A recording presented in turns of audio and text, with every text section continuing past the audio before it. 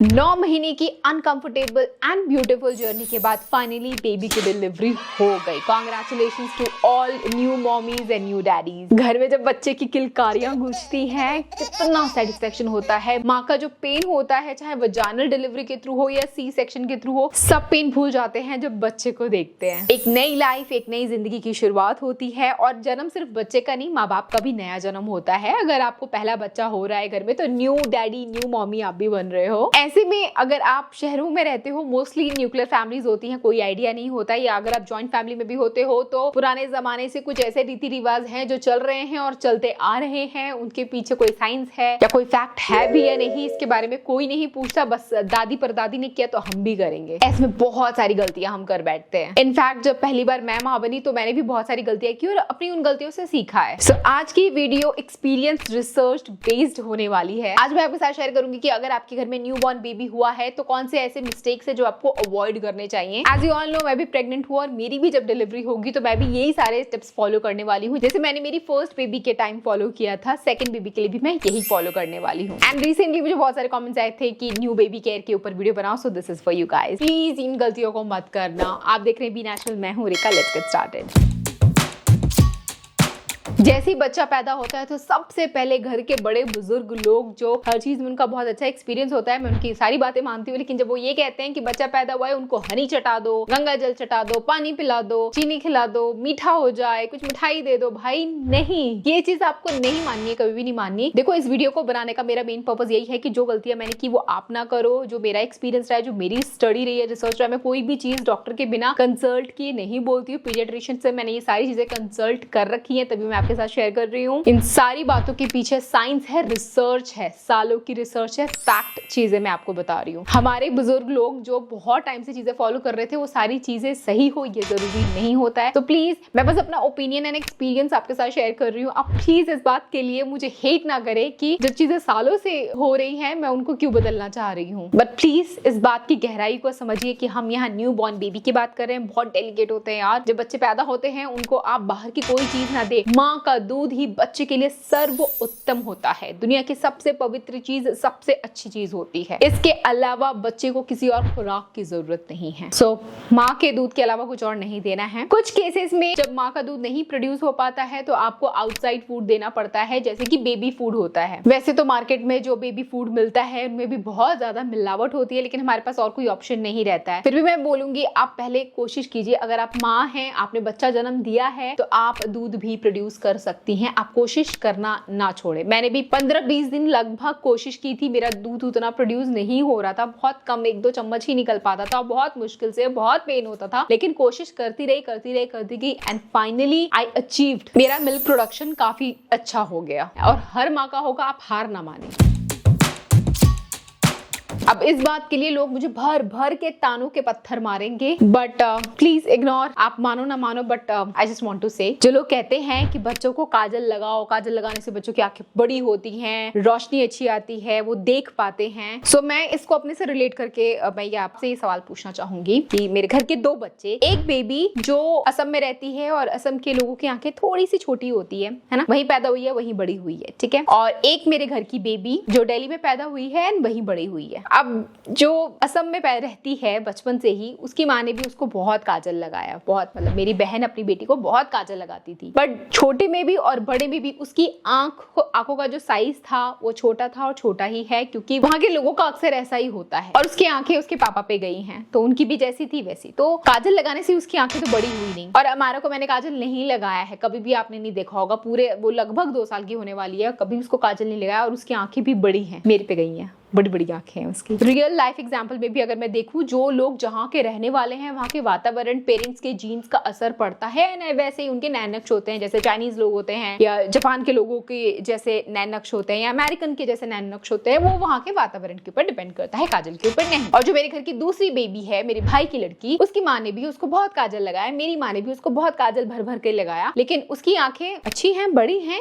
क्योंकि उसके पापा की भी आंखें बड़ी हैं, उसकी मम्मी की भी आंखें बड़ी हैं, तो बच्चे की भी आंखें बड़ी हैं। मतलब एवरेज जैसे हम सबकी आंखें होती हैं वैसी हैं। तो ये काजल लगाने की वजह से बड़ा तो नहीं हुआ। अगर काजल लगाने से उसकी आंखें बड़ी हुई हैं, तो मुझे बताओ उसको चश्मा क्यों लग गया। उसको बहुत कम उम्र में ही चश्मा लग गया, क्योंकि कहते हैं कि काजल लगाने से आंखों की रोशनी बढ़ती है, तेज होती है आंखों की रोशनी। मेरी माँ मुझे बहुत बोलती है कि बेटा तुम्हारा को काजल नहीं लगाती उसकी आंखें कमजोर हो जाएंगी। मैं उनसे यही पूछती हूँ तो फिर ये जो घर का हमारा दूसरा बच्चा है जिसको आपने भर भर के इतना काजल लगाया उसकी आंखें क्यों कमजोर हो गई? फिर इस तथ्य का मम्मा को कोई जवाब नहीं मिला। फिर उनको भी लगा कि शायद मैं सही बोल रही हूँ, लेकिन उस चीज को उन्होंने एक्सेप्ट नहीं किया, क्योंकि यही होता है, जो चीजें चली आ रही है तो चली आ रही है। अभी देखो बेसिकली क्या होता है, काजल के अंदर लेड होता है, लेड आंखों के लिए टॉक्सिक होता है, बहुत सारे केमिकल्स होते हैं। कॉस्मेटिक की कोई भी चीज बच्चों के ऊपर लगानी नहीं चाहिए, और न्यू बॉर्न बेबी पे तो बिल्कुल भी नहीं। फिर भी कुछ लोग भर भर के आईब्रो पे काजल लगाते हैं, यहाँ काजल लगाते हैं, आईब्रो पे काजल लगाते हैं तो कहते हैं कि बालों की ग्रोथ अच्छी हो जाएगी। अगर सच में आईब्रो पे काजल लगाने से बालों की ग्रोथ अच्छी होती तो सारे गंजे लोग अपने सर पे काजल ही लगा रहे होते ताकि उनके यहाँ की भी ग्रोथ आ जाए या यहाँ की भी ग्रोथ आ जाए। इसमें कोई सच्चाई नहीं है। बाकी आप मुझे कमेंट करके बताना आप लोग काजल लगाते हो न्यूबॉर्न बेबी को या नहीं। मैं तो नहीं लगाती, कभी नहीं लगाऊंगी। अब बढ़ते हैं मालिश के ऊपर। मैंने अमारा को मालिश करने के लिए स्पेसिफिक जो मसाज वाली दाइयां होती हैं वो नहीं बुलाई कभी भी। मैंने देखा है बहुत सारे लोग दाइयां बुलाते हैं, एंड अगर मुझे फुटेज मिलेगा तो मैं यहाँ लगा के दिखाऊंगी वो किस तरीके से मसाज करते हैं। एक जगह तो एक दादी माँ ने बच्चे को उल्टा लटका दिया था, ऐसे ऐसे ऐसे हिला रही थी, उछाल रही थी। Oh my God. और मालिश के नाम पे ऐसे ऐसे ऐसे ऐसे, ओ माय गॉड। बच्चे के बोन्स कितनी नाजुक होती है यार। पहली बात, बच्चे को उछालना नहीं है, न्यू बॉर्न बेबी को आपको उछालना नहीं है, शेक नहीं करना। हम सुलाते हैं बच्चे को ओ ऐसे ऐसे, इतना तेज तेज, हल्का हल्का, ठीक है, एकदम हल्का हल्का, तेज तेज नहीं। बच्चे का ये दिमाग इतना विकसित नहीं हुआ होता, अभी ब्रेन बन ही रहा होता है, यहाँ अंदर सारे बोन्स वगैरह सब कुछ बन रहे होते हैं, है ना। शेक करते हो तो यहाँ सब हिल जाएगा भाई, आपको बहुत बड़ी कीमत चुकानी पड़ सकती है, ऐसा मत करना। आप कहेंगे कि हमारे घर में तो करते आ रहे हैं, उनको तो कुछ हुआ नहीं। अब इतनी सारी न्यू टेक्नोलॉजी आई है, जब सालों पहले ये सब टेक्नोलॉजी नहीं थी तब बच्चों के सर्वाइवल रेट बहुत कम हुआ करते थे। बच्चे पैदा होते थे एंड वो दम तोड़ देते थे। एक घर में 10-10 बच्चे पैदा होते थे, 20-20 बच्चे पैदा होते थे, लेकिन सर्वाइव कितने कर पाते थे? तब नहीं कर पाते थे यार। बच्चा कितना नाजुक होता है, हम तो लेने में भी डरते हैं। लोग ऐसे उछाल उछाल के पता नहीं क्या क्या करते हैं, नहीं करना। और जहां तक मालिश की बात रही तो मालिश माँ करे तो बेस्ट है, सॉफ्ट जेंटल हाथों से एकदम फील करे। एकदम मालिश से आप अपने बच्चे को अपना टच देते हो, वो प्यार, वो फील देते हो, you make your baby relax, उसकी मसल्स रिलैक्स होती हैं। एकदम स्क्वीज कर करके मालिश नहीं देना है, मालिश से ही निकल करके आता है ये थर्ड मिस्टेक। मैंने देखा है कई लोग बच्चे की मसाज करते हुए बच्चे के निपल्स को स्क्वीज करते हैं एंड उसके अंदर से मिल्क बाहर आ जाता है, दूध बाहर आ जाता है। इतने छोटे बच्चे के निपल से दूध कैसे बाहर आ जाएगा? कहते हैं अगर ये दूध निकालोगे नहीं तो गांठें पड़ जाएंगी, भारी हो जाएगा, निकालना जरूरी है। बेबी गर्ल हो या बेबी बॉय हो, बच्चा जब माँ के पेट में रहता है तो माँ के कुछ हार्मोन्स बेबी में ट्रांसफर हो जाते हैं, जिसकी वजह से हो सकता है कभी स्क्वीज करने पे मिल्क निकल आए। लेकिन आपको स्क्वीज करके वो मिल्क निकालना नहीं होता है, आप उसके साथ खिलवाड़ ना करें। आपको डाउट है तो आप अपने पीडियाट्रिशियन से संपर्क करें, बट बच्चे के किसी भी बॉडी पार्ट को स्क्वीज ना करें। बहुत सारे लोग चाहते हैं कि उनके बच्चे से बहुत अच्छी खुशबू आए तो भर भर के उनको पाउडर वगैरह लगा देते हैं, और ऐसे बहुत सारे रिसर्चेस हैं जो प्रूव करती हैं कि पाउडर लगाने से बच्चों को बहुत अलग अलग तरह की बीमारियां हो सकती है, घातक हो सकता है, क्योंकि वो पाउडर लगाते तो डस्ट उड़ के अंदर जाता है, इनहेल करते तो अंदर चला जाता है, जो उनके लिए सही नहीं है, क्योंकि अगेन उसके केमिकल है, कॉस्मेटिक में केमिकल्स तो होता ही है। बच्चे की बॉडी इतनी डेवलप नहीं हुई है कि उस चीज को एब्जॉर्ब कर पाए। तो मैंने भी अपनी बेबी को कभी भी पाउडर नहीं लगाया।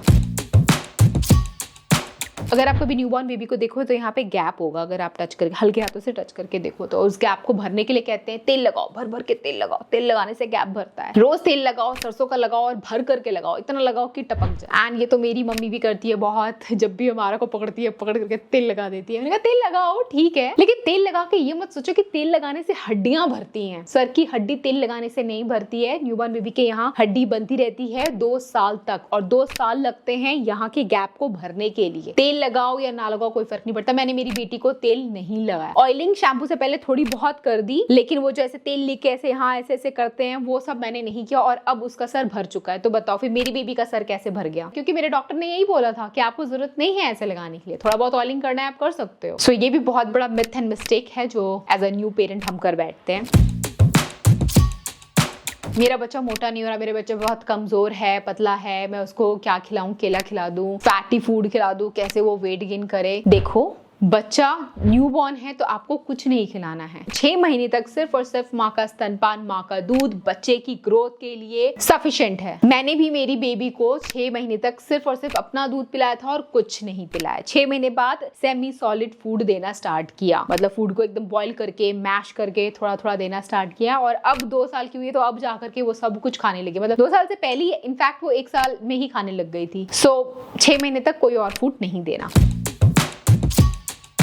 न्यूबॉर्न बेबीज को नमक और चीनी से दूर रखे कम से कम 1 साल। हालांकि मैं कोशिश करती हूँ कि अगर नमक देना हो तो मैं सेंधा नमक दूं, वो भी कम क्वांटिटी में दूं, और अगर मुझे चीनी देना है तो चीनी की जगह या तो गुड़ दे दिया जाए या फिर खांड दे दिया जाए, जो थोड़ा बेटर ऑप्शन है चीनी से। चीनी तो एकदम बकवास है, उसके न्यूट्रिशनल बेनिफिट 0 है बॉडी के लिए। आपकी बॉडी को चीनी नहीं चाहिए होती है। So new parents please make sure कि आप अपने बच्चे को नमक ना दे, 1 साल तक बिना नमक वाला खाना दे। आप ये सोचोगे कि अरे बच्चे को खाना टेस्टी नहीं लगेगा, बच्चा कैसे खाएगा, उसको अच्छा नहीं लगेगा। बच्चे का भी टेस्ट डेवलप हुआ ही नहीं है। उसको नहीं पता कि नमक वाला खाना कैसा होता है, बिना नमक वाला खाना कैसा होता है। उसको पता है कि इसको भूख लगी है, उसको खाना है। अब जो दोगे बच्चे को वही टेस्टी लगेगा।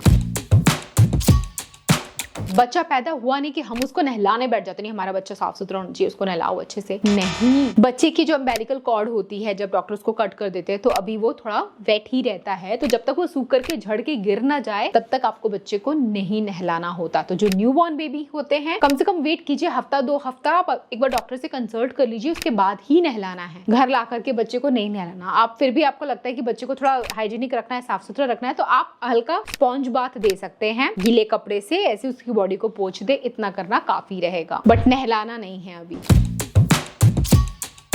कभी कभी जब मैं रील्स स्क्रॉल कर रही होती तो अचानक से वीडियोस आ जाती है जहाँ इतने छोटे छोटे बच्चों को पेरेंट्स स्क्रीन टाइम दे रहे होते हैं, उनको वीडियोस दिखा रहे होते हैं, कार्टून दिखा रहे होते हैं, एनिमेटेड कार्टून। स्क्रीन टाइम बच्चे के लिए स्लो पॉइजन से कम नहीं है। बच्चे का दिमाग विकास नहीं होता है। कम से कम आपको 2 साल तक बच्चे को स्क्रीन टाइम, किसी भी प्रकार का स्क्रीन टाइम नहीं देना चाहिए। स्पेशली कार्टून, कोकोमेलन, एनिमेटेड चीजें नहीं दिखानी चाहिए। बच्चा उसमें, क्योंकि स्पेशली अगर कोकोमेलन की बात करें, हर कुछ सेकंड्स पे धुन चेंज हो जाती है, सीन चेंज हो जाते हैं, सब कुछ इतना कलरफुल होता है, इतना अट्रैक्टिव होता है, बच्चा एडिक्टेड हो जाता है, उसी को देखने लग जाता है। और रेगुलरली अगर वो स्क्रीन देखता रहे तो बच्चे का अटेंशन टाइम बहुत कम हो जाता है। किसी भी चीज को लेकर वो फोकस नहीं रहता, अटेंशन नहीं दे पाता। आगे चल करके उसकी लाइफ में बहुत प्रॉब्लम आती है, स्टडीज में वीक रहेगा, बिहेवियर उसका सही नहीं रहेगा, उसको वर्चुअल ऑटिज्म होने का खतरा भी हो सकता है, जिसमें उसकी स्पीच डेवलप भी नहीं हो पाएगा। तो इतने सारे खतरे, मतलब आपको लगता होगा कि चलो बच्चा देख रहा है मोबाइल में, आप फ्री हो, आपको ब्रेक मिल गया, लेकिन एट व्हाट कॉस्ट? आप बच्चे का फ्यूचर खराब कर रहे हो। तो ट्राई करो कि आप बच्चे को किसी न किसी एक्टिविटी में इन्वॉल्व रखो। बच्चा किसी भी चीज से खेल सकता है, आपको कोई एक्सपेंसिव टॉयज देने की जरूरत है। उसको पानी की बोतल भी दे दोगे तो वो उसके साथ भी खेलेगा, अपने आप को बिजी रखेगा। बच्चे को बोर होने दो, वो बोर होगा, वो दूसरी चीज देखेगा। एक टॉय होगा तो उसको 100 तरीके से खेलने का वो प्रैक्टिस करेगा कि ऐसे भी खेल लूं, ऐसे भी खेलूं, अपने आप को कैसे एंटरटेन करूं, और इससे उसकी बहुत सारे स्किल्स डेवलप होंगी। एक जगह बैठ करके खाली स्क्रीन में फोकस करने से उसका कुछ डेवलपमेंट नहीं होगा। ऑल्दो अब मैंने हमारा को एजुकेशनल इंटरैक्टिव लाइव टीचर के थ्रू वीडियोस दिखाना स्टार्ट किया है, जिसके अंदर उसकी स्पीच अच्छी हो रही है, बहुत अच्छी हो रही है, उसको बहुत कुछ आ गया है। एंड इस चीज के ऊपर डिटेल वीडियो मैं बहुत जल्दी लेकर के आऊंगी, किस तरीके से आप इंटरैक्टिव एजुकेशनल वीडियोस बच्चों को दिखा सकते हो जो उनका विकास दिमाग हैम्पर नहीं करेगा बल्कि इनहैंस करेगा। और बहुत सारी चीजें बच्चे बहुत जल्दी सीखने लग जाते हैं वो चीजें देख करके, बट इसकी नॉलेज अवेयरनेस बहुत कम है लोगों में। So if you want to know about it, comment करो फॉर पार्ट 2। बच्चे को ब्रश कब कराना चाहिए? बच्चे का जब भी दांत आ गया, फर्स्ट टीथ, आप ब्रश कर सकते हो। आप टूथपेस्ट मत लगाओ और सिंपल वो ब्रशेस होते हैं जो ऐसे सिलिकॉन टाइप का होता है, फिंगर में डालो और उससे आप क्लीन कर सकते हो बच्चे का माउथ। एकदम सॉफ्ट ब्रिसल्स होते हैं उसके। अगर टीथ आया है तो उसको क्लीन करना ही करना है आपको, चाहे वो 1 हो, 2 हो, 10 हो। तो guys, these are top mistakes which we all do as a new parent. कहीं ना कहीं मैंने भी ये गलतियां की थी, मैं बहुत कंफ्यूज रहा करती थी। मैं लिटरली डॉक्टर से जब मिलने जाती थी, मैं क्वेश्चंस की लिस्ट बना लेती थी अपने फोन में, फोन उठाती थी एंड डॉक्टर से एक करके क्वेरी पूछती थी। वहां डॉक्टर का दिमाग मैं खराब करती थी क्योंकि बाहर पेशेंट्स की लाइन है, डॉक्टर मुझे इतना टाइम नहीं देंगे, लेकिन फिर भी मैं ये क्वेरीज अपनी सॉल्व करवाती थी। इस चीज के लिए मैं उनको पे भी करती थी, लेकिन आपको कुछ पे करने की जरूरत नहीं पड़ी। मेरा एक्सपीरियंस, मेरी रिसर्च आपको फ्री में मिली है। So do subscribe, like and share. अगर आपको इस तरह की वीडियोस और देखनी है तो newborn baby, baby care, mother care के ऊपर अगर आप और वीडियोस चाहते हो तो प्लीज कमेंट करके जाना, क्योंकि अभी मेरी सेकंड प्रेगनेंसी चल रही है, आई एम प्रेग्नेंट, तो मेरे दिमाग में बस बेबी से रिलेटेड ही कंटेंट घूम रहा है और मैं सोचूं कि इस बारे में आपके साथ भी और ज्यादा से ज्यादा चीजें शेयर करूं, ताकि शेयरिंग इज केयरिंग यार। Thanks for watching, I'll catch you again. Till then, bye guys.